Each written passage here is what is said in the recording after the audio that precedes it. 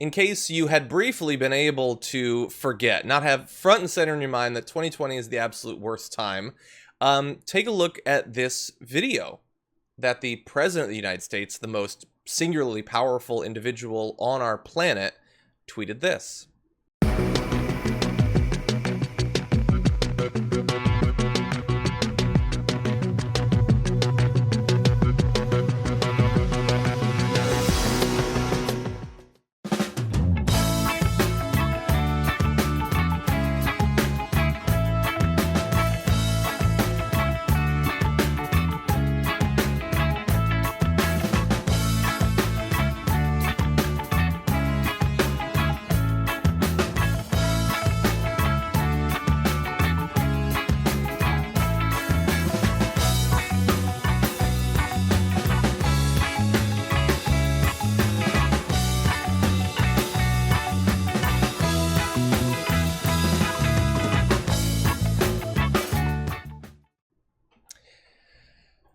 As a person who has made videos, you know, in the style of parody and satire, it works better if you use something that was real to prove your point, not something you made up to prove your point.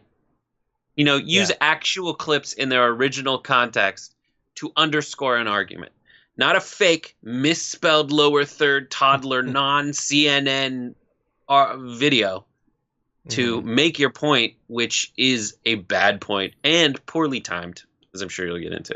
Yeah.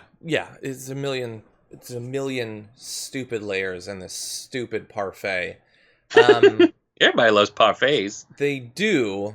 Not that one. So, look, let me just say, as many people, like, I believe that our audience is pretty savvy. So when I play a video like this, I know that they will have already seen the video and thought about it at multiple levels. And so I get everything. I get the different stacked up things where on the first level, it's the president being fooled into showing a video that's not actually true.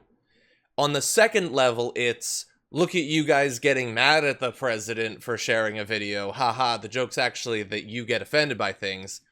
The third level is that he's attacking fake news, but also it is fake news that he's spreading, with the layer on top of that being they will post something so obviously fake that it will be the only thing that can rise to the level of Twitter flagging it, so that they can then complain about it being flagged, even though what they posted was manipulated.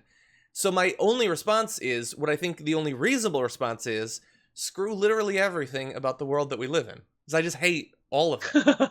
Especially when all of the people, including the moron who made the video, the idiot who tweeted the video, all of them believe that secretly, even though they have to pretend for comedic reasons to be morons, they believe that secretly they're more intelligent than us, more logical than us, more serious than us. That video, and Trump tweeting it, is the Republican populist strategy.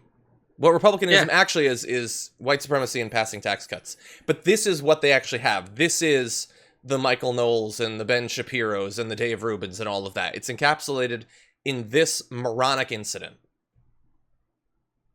And I don't know if this is just me, but I don't think it is just me.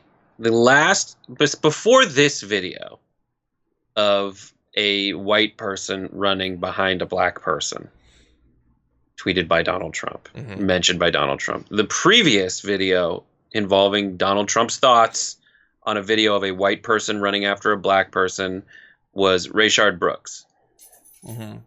And Donald Trump himself characterized what was happening in that video to put the blame on Rayshard Brooks for getting killed. So most recently, the closest thing to that, to the fakeifying a actual video, is Donald Trump. He was the one who most recently did something like that. And it just makes me absolutely sick that we're going to have, on Juneteenth, probably 25 tweets from Donald Trump that are going to go counter to what Juneteenth sought to, was evidence of having accomplished. And that's what's sick. It's so sick and it's so stupid. The entire thing is so, like, you I guess I mean, look, I guess on some level I understand that America has literally never been two sides in disagreement, but intellectually honest and serious and not acting in bad faith, letting their ideas do battle for them. That's never been the case. But I really do believe that we've never been farther from that than we are right now, where it's all BS. Literally everything. It's like George Carlin said. It's all BS and it's bad for you. That's all that American politics is. And by the way, here's one of the things that makes me the most angry about this entire thing. So he tweets that video. I don't care which level you're currently analyzing it at in the BS meter. But anyway, it's made up. They know that it's made up. So Twitter flags it. And when they flag it, what that means is that below the video, there's a little blue thing that says manipulated video. It doesn't stop you from seeing it, doesn't stop you from watching it. It's just that little thing. And as of when I clipped this out, when I took the shot of it, right here, it had 198,000 retweets. This absolute BS. And again, I don't care what level of BS a person understands it to be. They're all BS. But they're throwing a fit about what they consider to be censorship of this tweet when it's not censorship. There's no censored sign. There's nothing preventing this from getting anywhere. Meanwhile, the President of the United States is simultaneously suing his niece for writing a book. Yeah. And using the full force of the Justice Department of the United States of America to stop a book from coming out. Yep. To actually censor a book, which itself has already been censored by the government to force it to omit certain things it deems classified unequivocally for convenience and face-saving sake. That's what's frustrating. Yeah. That's what's happening right now. And at the same time, oh my God, my baby president, he doesn't want to get censored. They put a little bumper on the bottom of the pool. I put bumper. We can't manipulate the media. I'm scared. Yeah. Putting the label. That's the faux outrage. And then let's compare the two outrages happening in America right now. The one outrage is from people in the streets showing you times when people were murdered by law enforcement. Showing you undoctored video of law enforcement. That's one outrage. The other level of the other side's outrage is, but there's a little blue dot underneath my president's video. You're censoring me. Those are not the same. Those are not the same. They're not the same. It's obviously not a violation of his First Amendment rights. Even if they took down the post, even if they banned him from the platform, that would not be a violation of his First Amendment rights because that's not what the First Amendment's actually about. Right. And some of the First Amendment warriors don't know that. Some know but pretend that they don't. And they complain about the like you just said, the babbling baby voice. But at the same time, they don't actually mind it being there.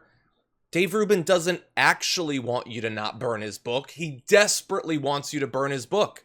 And that's why it reaches a level of BS that I just don't care anymore. You have to get it out of power. That's all. There's no trying to have a debate. Like, let's get one of these fundamental liars on a stage with me, and I'll show that they're wrong about the First Amendment. They don't care. They're not trying to be right. They're trying to have power, and they do have power.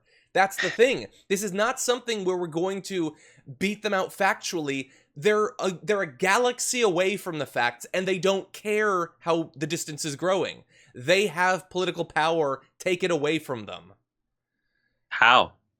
By winning the election, theoretically. At least that would get some of them out. It's not going to stop Donald Trump from being able to get 200,000 retweets on an absolutely BS video, but at least he won't be able to appoint judges. That would be something.